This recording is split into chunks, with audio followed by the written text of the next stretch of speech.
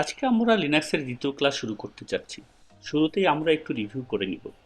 আমরা গত ক্লাসে লিনাক্সের আইডিয়া বা ইতিহাস এবং ডিস্ট্রিবিউটর সম্পর্কে জেনেছিলাম। সর্বোপরি আমরা লিনাক্সের বেসিক ইনস্টলেশন শিখেছি। এখন আমরা লিনাক্স প্রিন্সিপাল শিখব। প্রতিটা জিনিসের যেমন নিজস্ব কিছু ইউনিক বৈশিষ্ট্য থাকে, তেমনটা লিনাক্সেরও আছে। এই অপারেটিং সিস্টেমের প্রধান 5টি বৈশিষ্ট্য হলো: নাম্বার 1, এভরিথিং ইজ ফাইল। এমনকি এর হার্ডওয়্যার যেমন hard disk, USB drive, CD drive, DVD drive, printer সহ সব কিছুই এক একটা ফাইল।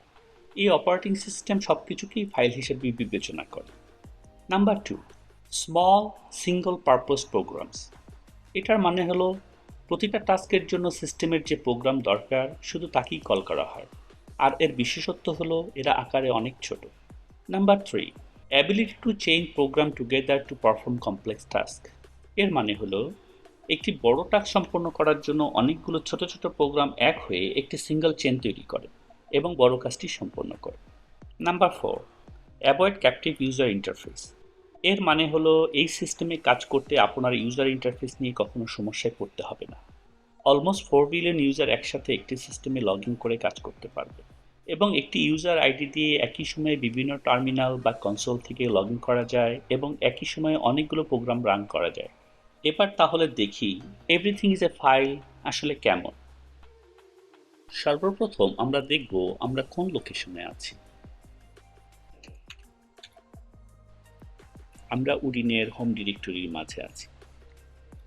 এখানে দুই শ্রেণীর ফাইল আছে, একটি হচ্ছে রেগুলার ফাইল আর একটি হচ্ছে ডিরেক্টরি ফাইল। আর এটা চেনার জন্য সর্বশেষ বাম পাশের যে কলামটি আছে সেটাকে লক্ষ্য করলেই হবে। যেমন এখানে ডি দেয়া আছে, তাতে আমরা বুঝতে পারবো যে এটা হচ্ছে ডিরেক্টরি ফাইল। আর এখানে আছে হাইপেন, তো হাইপেন দেয়া ফাইলটাকে আমরা বুঝবো এটা হচ্ছে রেগুলার ফাইল। এখন আমরা ডিভাইস ফাইল দেখব। তো প্রথমে চলুন আমরা ডিভাইস ডিরেক্টরিতে যাই, তারপর ls-l,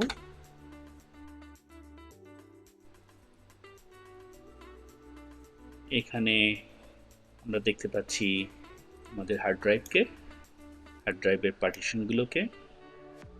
আমরা এখানে এখন লক্ষ্য করুন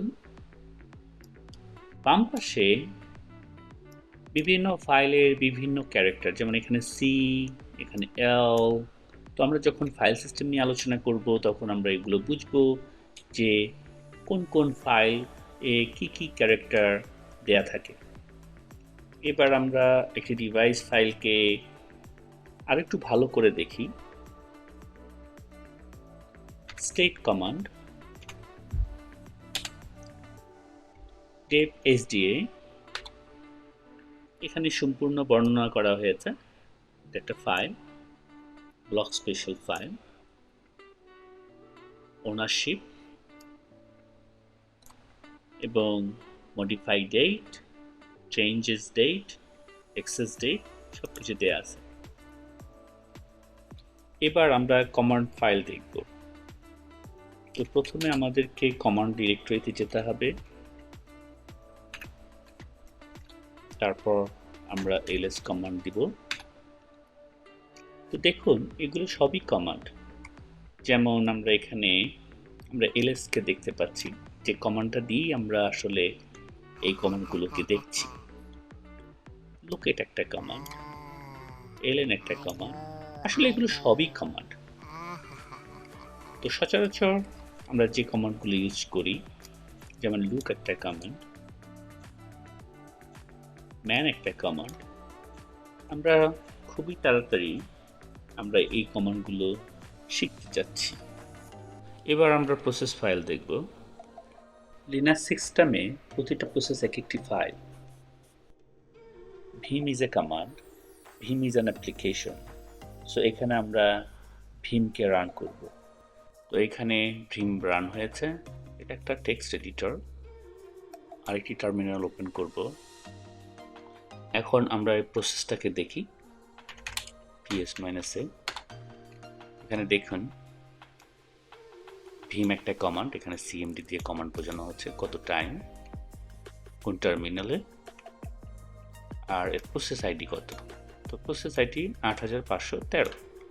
তো আমরা এখানে দেখব প্রসেস আইডিটাকে দেখব সে কিভাবে আছে। তো আমরা আগেই বলেছিলাম লিনাক্সের প্রতিটা কমান্ড, প্রতিটা hard drive, everything is a file. তো চলুন আমরা দেখি, প্রসেসটাকে দেখে আসি। সিডি প্রক ls, আমরা দেখেছিলাম প্রসেস আইডি 8513। দেখুন 8513 এটা একটা ফোল্ডার আকারে দেখানো হচ্ছে, কেননা এই ফাইলটাও অর্থাৎ এই ফোল্ডারটাও অনেকগুলো ফাইল কন্টেন্ট করছে। তো দেখি আমরা ls -l লিস্ট আকারে দেখি 8513।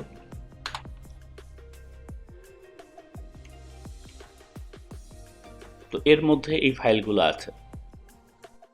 এই ডিরেক্টরির মধ্যে অনেকগুলো ফাইল আছে, লিস্ট আকারে দেখাচ্ছে। তো এর মধ্যে দেখেন আমরা যে কমান্ডটা চালিয়েছি সেই কমান্ডটার লোকেশনও দেখাচ্ছে, সেই কমান্ডটার লোকেশন দেখাচ্ছে। সর্বোপরি আমরা কি দেখতে পেলাম? আমরা রেগুলার ফাইল দেখলাম, আমরা ডিরেক্টরি ফাইল দেখলাম, আমরা ডিভাইস ফাইল দেখলাম, আমরা কমান্ড ফাইল দেখলাম। তো এটাই হচ্ছে লিনাক্সের প্রথম প্রিন্সিপল, যে সব কিছুই লিনাক্স অপারেটিং সিস্টেম ফাইল হিসেবে ট্রিট করে। That is how we understand everything is a file in Linux system. এবার আমরা লিনাক্সের দ্বিতীয় এবং তৃতীয় প্রিন্সিপল নিয়ে আলোচনা করি। Small single purpose program and has ability to chain program together to perform complex tasks. ছোট ছোট প্রোগ্রাম যেমন ls, les, touch, cat ইত্যাদি। ls কমান্ড দিয়ে আমরা ডিরেক্টরি কন্টেন্ট দেখি, cat কমান্ড দিয়ে আমরা ফাইল দেখি, les কমান্ড দিয়ে বড় ফাইল স্ক্রোল করে দেখি, touch কমান্ড দিয়ে ব্ল্যাঙ্ক ফাইল ক্রিয়েট করি, আর vim কমান্ড দিয়ে টেক্সট ফাইল ক্রিয়েট বা এডিট করি। চলুন এবার দেখি এই কমান্ডগুলো কিভাবে কাজ করে। যেমন ls কমান্ড দিয়ে আমরা ডিরেক্টরি কন্টেন্ট দেখি, les কমান্ড দিয়ে আমরা ফাইল দেখি,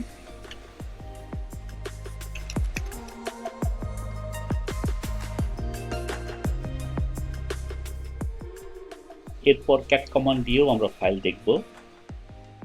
cat কমান্ড এবং les কমান্ডের মধ্যে পার্থক্য হলো cat কমান্ড দিয়ে শুধু ফাইলের শেষ অংশ দেখা যায় কিন্তু স্ক্রোল করা যায় না, বাট les কমান্ড দিয়ে আমরা স্ক্রোল করে ফাইল দেখতে পাই এবং ডিরেক্টরি কন্টেন্টও দেখতে পাই। এখানে টাচ কমান্ড দিয়ে একটি ব্ল্যাঙ্ক ফাইল তৈরি করছি। এই ফাইলটাকে এখন দেখব ls কমান্ড দিয়ে। দেখুন এখানে একটা টেক্সট নামের ফাইল তৈরি হয়েছে।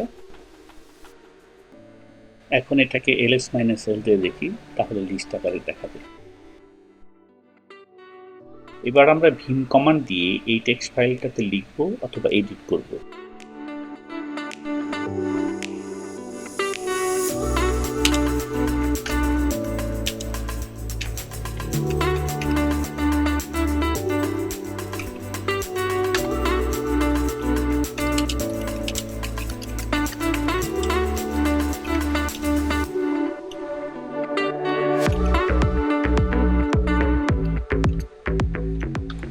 এগুলো এক একটি small program, single purpose program. তো এরপরে আমরা যেটা শিখব কিভাবে এই ছোট ছোট কমান্ডগুলো একসাথে হয়ে চেইন তৈরি করে একটা কমপ্লেক্স টাস্ক সম্পন্ন করে। আমরা দেখেছি ls একটি কমান্ড, এটা দিয়ে ডিরেক্টরির কন্টেন্ট দেখা যায়। এখন যদি ডিরেক্টরি কন্টেন্ট অনেক বেশি থাকে তাহলে একে স্ক্রোলিং করে দেখার প্রয়োজন হবে। সেক্ষেত্রে আমরা ls কমান্ডের সাথে les কমান্ড যোগ করে একটি সিম্পল চেইন তৈরি করতে পারি। চলুন দেখি কিভাবে ls এবং les কমান্ড এক হয়ে একটি ডিরেক্টরি স্ক্রোলিং করে দেখায়। আমরা ls কমান্ড দিয়ে যদি etc ডিরেক্টরিটা দেখতে যাই তাহলে আমরা স্ক্রোলিং করতে পারবো না। এখানে আপ অ্যান্ড ডাউন অ্যারো চাপছি কিন্তু কোনো স্ক্রোলিং হচ্ছে না। বাট আমরা যদি একই কমান্ড দিয়ে etc কে দেখতে যাই এবং আমরা এটাকে les কমান্ডের সাথে যুক্ত করে দিই তাহলে আমরা কিন্তু স্ক্রলিং করতে পারছি। আমরা সি ডিরেক্টরির সকল ফাইল দেখতে পাচ্ছি স্ক্রলিং এর মাধ্যমে। আমরা এটাকে এল অপশন দিয়ে লিস্ট আকারে দেখতে পারি। এখানে আমরা পাইপ সাইন দিয়েছি লেস কমান্ডের সাথে যুক্ত করার জন্য, এলএস কমান্ডকে লেস কমান্ডের সাথে যুক্ত করার জন্য। লেস একটা কমান্ড, যে কমান্ড দিয়ে আমরা স্ক্রলিং করতে পারি, যে কমান্ড ডিরেক্টরি বা ফাইল কন্টেন্টকে স্ক্রলিং করে। এখানে আমরা দেখতে পাচ্ছি লিস্ট আকার। এভাবে এলএস এবং লেস কমান্ডকে পাইপের মাধ্যমে সংযুক্ত করে চেইন তৈরি করে ডিরেক্টরি বা ফাইলকে স্ক্রলিং করে দেখতে পারি। এবার আমরা আরেকটি এক্সাম্পল দেখব। এখানে তিনটি কমান্ড যেমন কাট, সর্ট এবং ইউনিককে চেইন আকারে ব্যবহার করব। উদ্দেশ্য হলো আমরা পাসওয়ার্ড ফাইলের 7 নম্বর কলামের যে কন্টেন্ট আছে তা দেখব। তার সাথে আমাদের কন্ডিশন হলো এই কলামের যা আছে তা যেন সর্টেড এবং ইউনিক করে দেখায়। এবার চলুন কমান্ডগুলোকে এক্সিকিউট করে দেখি। কাট -d colon, এখানে -d হচ্ছে ফিল্ড ডেলিমিটার, যেটা কোলন দ্বারা সেপারেটেড। এখানে -f7, এটা হচ্ছে 7 নম্বর ফিল্ড, আমরা মেনশন করে দিচ্ছি। etc passwd, তারপর আমরা পাইপলাইন দিলাম। পাইপলাইনের মাধ্যমে আমি বলে দিচ্ছি এটাকে সর্ট করো, আমি কানেক্ট করছি সর্ট কমান্ডের সাথে। আবার সর্ট কমান্ডের আউটপুট আমি পাঠিয়ে দিচ্ছি ইউনিক কমান্ডের কাছে, এবং আমরা দেখতে পাচ্ছি 7 নম্বর কলামের যে কন্টেন্ট সেটাকে আমরা দেখতে পাচ্ছি। এইভাবে আমরা ছোট ছোট কমান্ডগুলোকে পাইপের মাধ্যমে যুক্ত করে একটি কমপ্লেক্স টাস্ক সম্পন্ন করতে পারি। এখানে আপনাদের মনে হতে পারে এত জটিল কমান্ড রে বাবা, এগুলো মনে রাখবো কি করে? আপনাদের জন্য টিপস হলো কখনো কমান্ড মনে রাখার চেষ্টা করবেন না। আপনাকে যা মনে রাখতে হবে তা হলো অবজেক্টিভ। যদি আপনি জানেন এটা দিয়ে কি করা যায়, আপনি খুব সহজেই ইন্টারনেট থেকে কমান্ড পেয়ে যাবেন। কমান্ড মনে রাখার যুগ শেষ। আপনাকে সার্চ ইঞ্জিনের ভাষা বুঝতে হবে। কিওয়ার্ড দিয়ে কিভাবে কন্টেন্ট খুঁজে বের করা যায় সেটাকে আয়ত্ত করতে হবে। আর এটা আয়ত্ত করতে পারলেই আপনাকে আর কারো কাছে হেল্পের জন্য যেতে হবে। সো এই কমান্ড দেখে কখনোই আপসেট হবেন না, জাস্ট মনে রাখার চেষ্টা করুন লিনাক্স কমান্ড দিয়ে কি কি করা যায়, এটা মনে রাখলেই হবে। এবার আমরা চতুর্থ এবং পঞ্চম প্রিন্সিপাল সম্পর্কে জানব। Avoid captive user interface and configuration data stored in text. মানে হলো আমরা একটি ইউজার দিয়ে একই সঙ্গে অনেকবার লগ ইন করে অনেকগুলো টার্মিনাল ওপেন করে অনেকগুলো কমান্ড এক্সিকিউট করতে পারবো। That's mean limitless user access facilities. আর লিনাক্স সিস্টেমে সব কনফিগারেশন ডেটা টেক্সট হিসেবে থাকে, যেমন /etc ডিরেক্টরি। এখানে সকল সিস্টেম কনফিগারেশন ফাইলগুলোকে টেক্সট ফাইল হিসেবে দেখতে পাবো। চলুন এবার আমরা লিনাক্স সিস্টেমে লগ ইন করে কনফিগারেশন ফাইলগুলো দেখি। Login user name, password.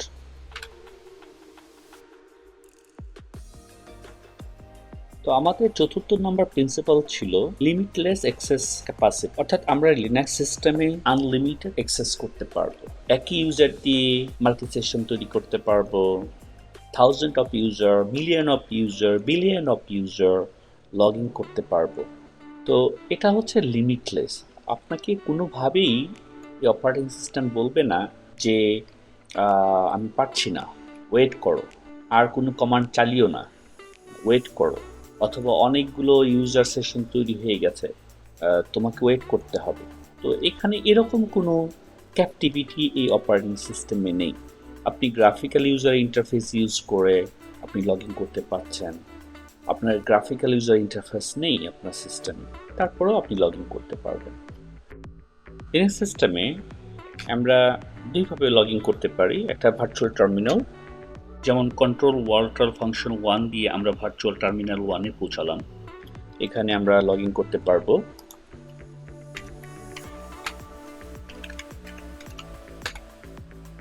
আবার কন্ট্রোল ওয়ার্ল্টাল ফাংশন 2, এভাবে কন্ট্রোল ওয়ার্ল্টাল ফাংশন 3, দেখুন উপরে টিটিওয়াই চেঞ্জ হচ্ছে। কন্ট্রোল ওয়ার্ল্টাল ফাংশন 3, এভাবে 5, 6, আমরা 6টা ভার্চুয়াল টার্মিনাল পাচ্ছি বাই ডিফল্ট। তো আমরা যদি আমাদের সিস্টেমে গ্রাফিক্যাল ইউজার ইন্টারফেস না থাকতো, তাহলেও আমরা এই ভার্চুয়াল টার্মিনালে লগ ইন করতে পারতাম। এখন আমরা দেখব আমাদের কনফিগারেশন ফাইল, দেখব যে এগুলো কিভাবে আছে। এখানে ls কমান্ড শিখেছি। ls কমান্ড দিয়ে আমরা etc হচ্ছে সিস্টেম কনফিগারেশন ফাইল ডিরেক্টরি।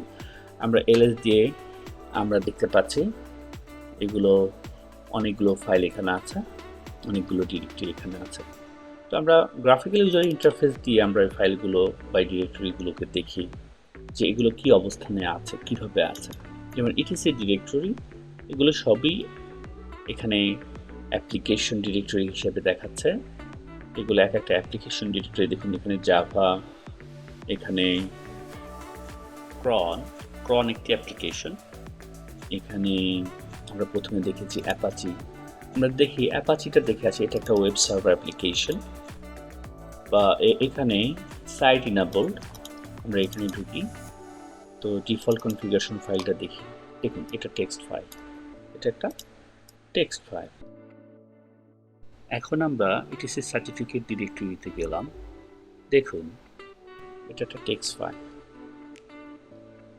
এখানে ভেরিয়েবল চেঞ্জ করে আমরা প্রোগ্রামের মোটিভ চেঞ্জ করে দিতে পারি, পারফরমেন্স চেঞ্জ করে দিতে পারি। এটাই হচ্ছে লিনাক্সের কন্ট্রোল প্রিন্সিপাল, যে সকল কনফিগারেশন ফাইল লিনাক্স সিস্টেমে আমরা টেক্সট আকারে পাব। সর্বোপরি আমরা যা শিখলাম তা হলো লিনাক্স সিস্টেমের বেসিক প্রিন্সিপাল। এবার আমরা একটি শর্ট রিভিউ করব। তো এই প্রিন্সিপালগুলোর মধ্যে আমরা জেনেছি number 1, everything is a file. Number 2, small single purpose programs. Number 3, ability to chain program together to perform complex tasks. Number 4, avoid captive user interface. And number 5, configuration data stored in text. তো এই basic 5টি principal যদি আমরা মনে রাখতে পারি, তাহলে Linux system শেখা আমাদের জন্য অনেক সহজ হয়ে যাবে।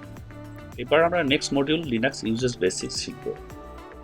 Please subscribe to our channel and press the bell icon to get new video updates. Thanks for watching.